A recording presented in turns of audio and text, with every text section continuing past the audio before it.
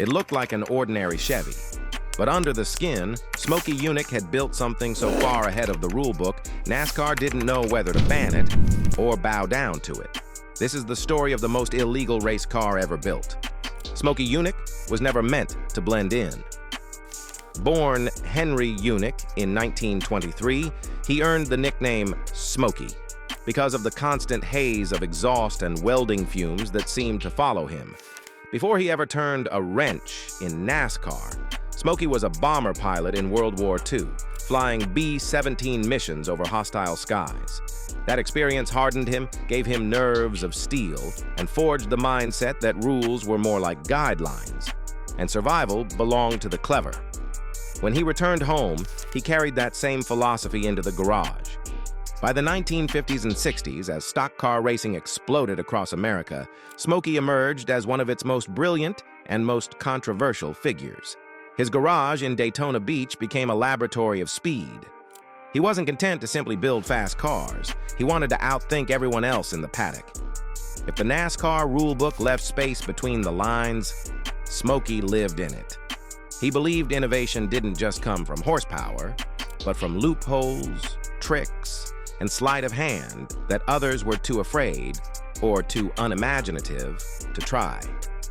He dressed the part of a maverick too. Always in his cowboy hat, sometimes with a cigar clenched between his teeth, Smokey looked more like a gunslinger than a mechanic. And in many ways, that's what he was. An outlaw engineer who saw the racetrack as a frontier where the boldest survived. His reputation quickly grew, loved by drivers, loathed by inspectors, and respected by anyone who understood that racing was as much about brains as it was about brawn. Smokey Yunick didn't set out to play by NASCAR's rules. He set out to beat them at their own game. And the car that would cement his legend, the most illegal race car ever built, was still waiting in the shadows of history. NASCAR in the 1960s wasn't the polished corporate spectacle it is today. It was raw, gritty, and in many ways lawless. The cars still bore resemblance to what you could buy off a showroom floor. But what happened once those cars reached the garages was another story entirely. The rulebook was thin, barely more than a pamphlet, and filled with vague wording that left huge gaps for interpretation. Inspectors were sharp, but they didn't have the tools or manpower to measure every inch or question every bolt. To many engineers, that vagueness wasn't a problem. It was an invitation. The culture of the time thrived on the unspoken code. If the rulebook doesn't say you can't, then you can. Teams exploited it constantly. Some cars ran oversized engines disguised with factory paint.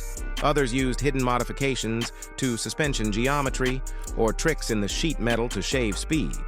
It was an era where ingenuity was just as important as horsepower, and the most creative minds often beat the biggest budgets. For Smokey Yunick, this environment was paradise. While other mechanics worked to obey the spirit of the rules, Smokey targeted the letter of the law.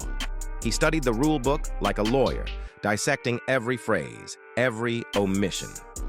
If NASCAR forgot to specify something, Smokey considered it fair game. He didn't see it as cheating, he saw it as competing. And NASCAR, for all its suspicion, couldn't always prove him wrong. Inspectors knew Smokey's cars weren't stock, but they couldn't always catch how. That tension, the cat and mouse game between Smokey and the officials, became a show within the show, almost as thrilling as the races themselves. And it was in this environment of loopholes and oversight that Smokey prepared his most famous trick of all. A car so deceptively built, it became a legend before it even won a race. In 1967, Smokey unveiled a car that, at first glance, looked ordinary, a Chevrolet Chevelle. It had the stance, the shape, and the attitude of a stock vehicle straight from the showroom floor. Inspectors gave it their usual suspicious once-over, but on paper, it passed. No obvious violations, nothing to flag. Smokey had outsmarted them again, or so it seemed. But there was something about this car that didn't sit right. Drivers whispered that it felt too fast. Rivals stared at its bodywork, convinced something was off, but unable to prove it. NASCAR's inspectors poked and prodded, yet couldn't quite put their finger on what Smokey had done, and that was exactly how he designed it. The Chevelle wasn't stock, not even close. Smokey had taken advantage of every possible oversight in the rule book. It was lighter, sleeker, and more aerodynamic than the factory intended, yet he crafted it so carefully, so subtly, that unless you measured with a microscope, you wouldn't notice. From a distance, it looked like any other Chevy. Up close, it was a wolf in sheep's clothing. The whispers spread quickly. Smokey had built something beyond the edge of legality. A car that was technically within the rules, but only because the rules weren't written tightly enough to stop him. It wasn't just fast, it was unsettling. People began to realize this wasn't just another clever Smokey trick. This Chevelle was something else. Something designed to expose every flaw in NASCAR's system, and that's why it earned its reputation as the most illegal race car ever built. What made Smokey's 1967 Chevelle so dangerous was that its secrets weren't hidden deep inside the engine bay. They were hidden in plain sight. Smokey didn't install exotic parts or wild prototypes. He played with perception. Using subtle craftsmanship, he manipulated the car's dimensions just enough to make it faster, without ever triggering suspicion. The body panels were shaved and reshaped, but only by fractions of an inch. The roofline sat lower, the windshield angle tilted back just slightly, the wheelbase stretched by barely measurable increments. Each adjustment alone was invisible to the naked eye. But together, they transformed the Chevelle into an aerodynamic missile. It cut through the air smoother than anything else on the track, giving Smokey's drivers a top-speed advantage no stock car could match. To the inspectors, it was maddening. With a tape measure in hand, they could only check so much. Smokey knew their limits. He designed the car not just to race, but to pass inspection. He understood that if he could make the modifications small enough, layered across the entire body, no single adjustment would look suspicious.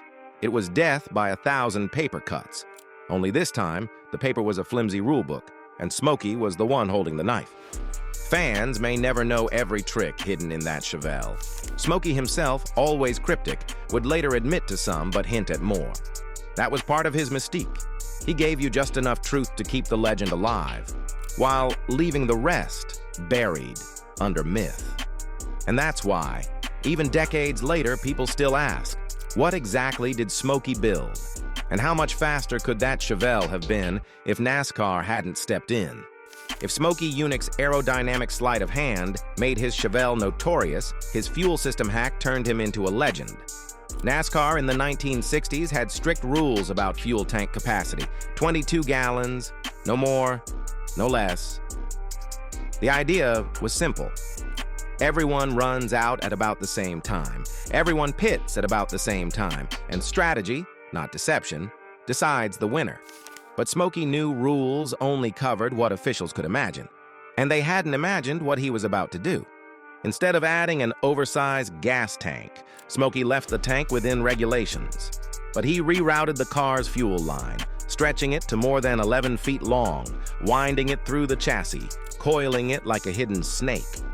The line itself was so wide in diameter, it could hold nearly 5 extra gallons of fuel.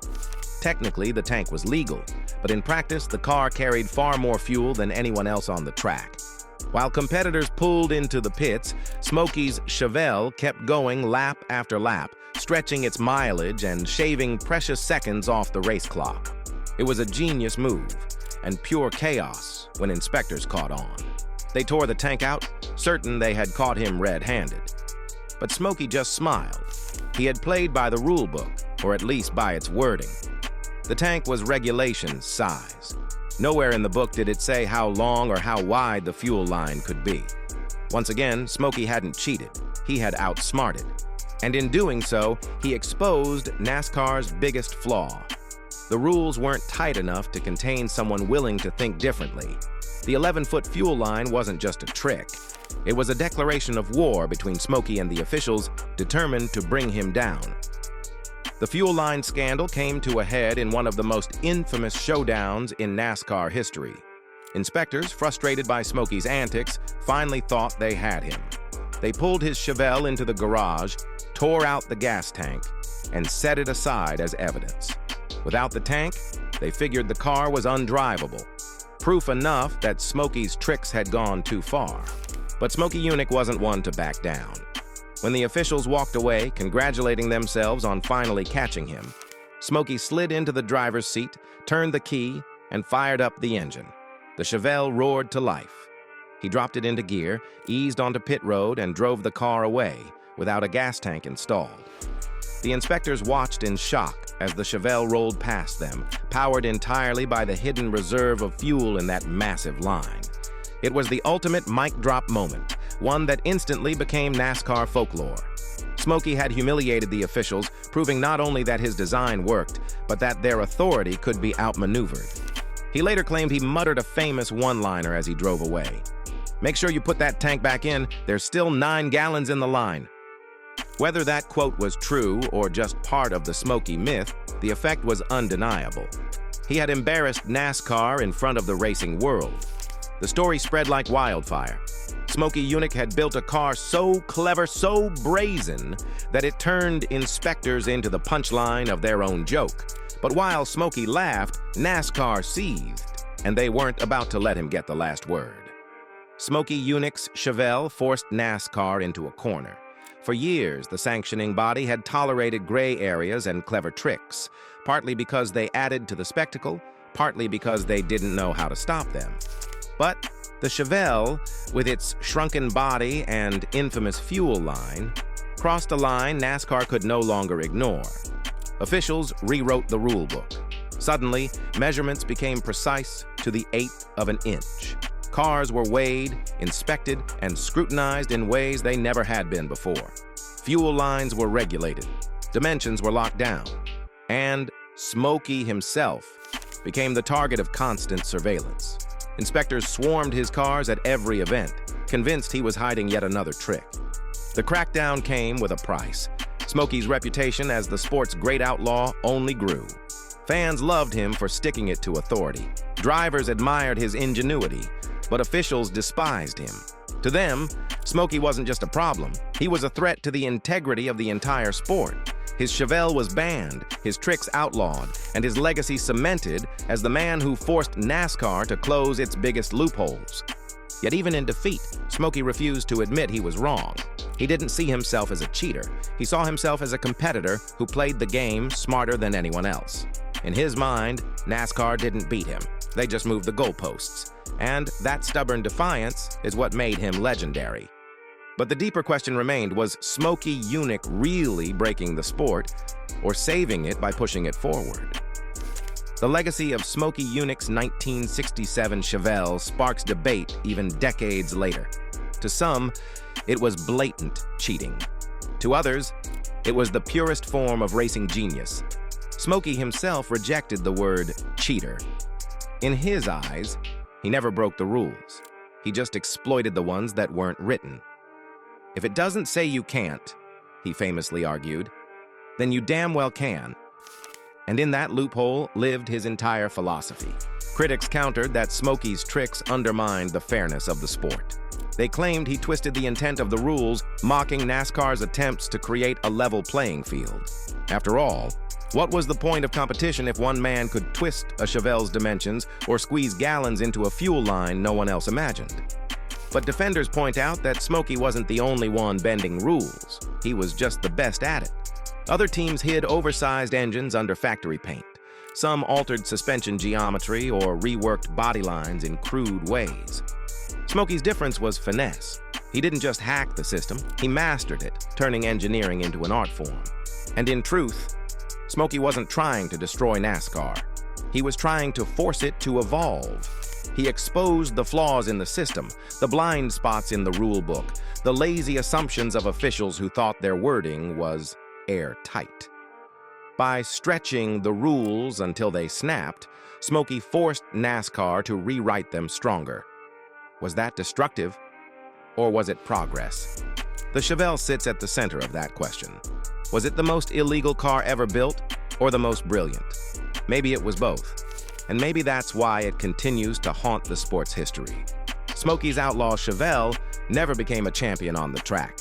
It became something bigger. Its fame didn't come from trophies, but from the chaos it unleashed. The car was banned almost immediately, stripped of its chance to race freely, but by then the damage was done.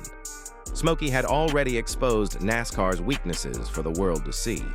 Fans still talk about it with awe, retelling the stories like campfire legends. The stretched body, the hidden aerodynamics, the 11-foot fuel line, and of course, the infamous moment when Smokey drove away without a gas tank, thumbing his nose at the inspectors who thought they'd finally beaten him. These tales cemented the Chevelle not as a machine, but as a myth. For NASCAR, the car was a turning point. It forced the organization to modernize, to tighten its rules, to become more professional and less of a Wild West free-for-all. In a strange way, Smokey's Outlaw masterpiece laid the foundation for the corporate, hyper-regulated NASCAR we know today. Without the Chevelle, the sport may have taken years longer to mature. Among racers, the Chevelle became a symbol of ingenuity. Some admired it, some hated it, but no one dismissed it. Even those who called Smokey a cheater admitted they'd never seen anything like it. It set a new bar for creativity, proving that winning wasn't just about horsepower, it was about imagination. And in the end, that may have been Smokey's greatest victory. Not that his Chevelle won races, but that it became unforgettable. A banned car turned into a legend. A piece of racing history that remains, to this day, the most illegal race car ever built. Smokey Yunick died in 2001, but his shadow still looms over NASCAR. Ask fans about the greatest innovators in the sport, and his name always comes up, spoken with equal parts admiration and suspicion. He was the outlaw engineer, the man in the cowboy hat and cigar who could outsmart an entire rule book with nothing more than a pencil sketch and stubborn confidence. His Chevelle became the centerpiece of that legend. More than just a car, it represented the very spirit of Smokey, fearless, defiant, unwilling to accept limits. NASCAR may have banned it, inspectors may have cursed it, but history embraced it. Because deep down, racing has always been about more than rules. It's about pushing the edge, finding speed where no one else thought to look. Smokey proved that innovation could be as powerful as horsepower and sometimes more dangerous. His Chevelle forced NASCAR to confront itself, to grow into the modern era. And while officials spent years trying to bury its memory, fans never forgot. The image of Smokey smirking, leaning against a car everyone knew was illegal but no one could stop, became immortal. So where does Smokey Yunick stand in history? Was he a cheater, a genius, a villain, a hero? Perhaps he was all of them at once. That's what makes his story timeless. Because in the end, Smokey Yunick didn't just build race cars, he built legends. And none was bigger or more illegal than the 1967 Chevelle that changed NASCAR forever.